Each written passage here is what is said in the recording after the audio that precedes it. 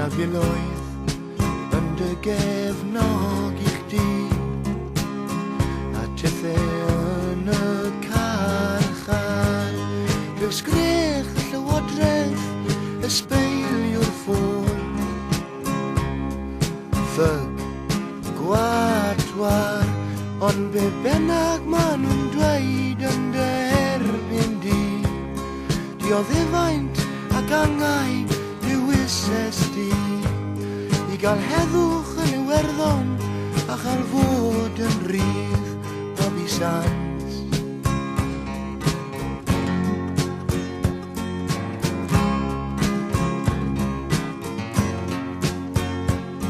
Darllen am dy dristwch yn yr Western Mail, mewn erthygl golygyddol.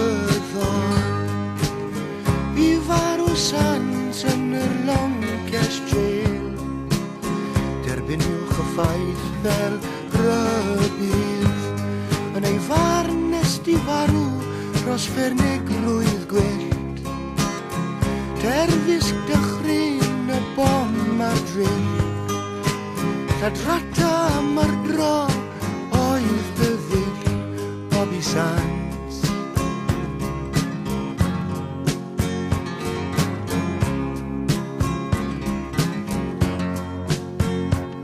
Nid myrthyr yw Sands, heb e llais y saith, ond gwystl mewn dwylo gwadlon.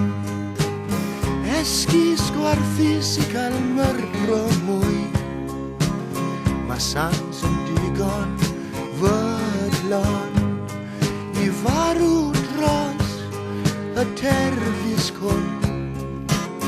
Lladrata mae'r dro bom ar gwn, ond fe eith ei enw i lawr mi hwn, gyda ffadrig bys a conli.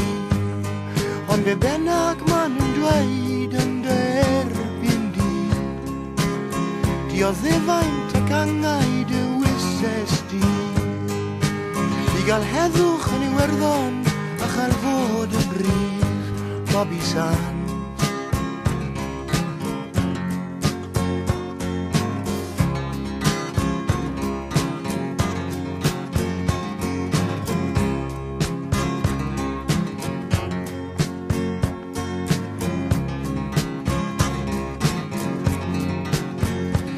Na filoedd yn dy gefnog i chdi,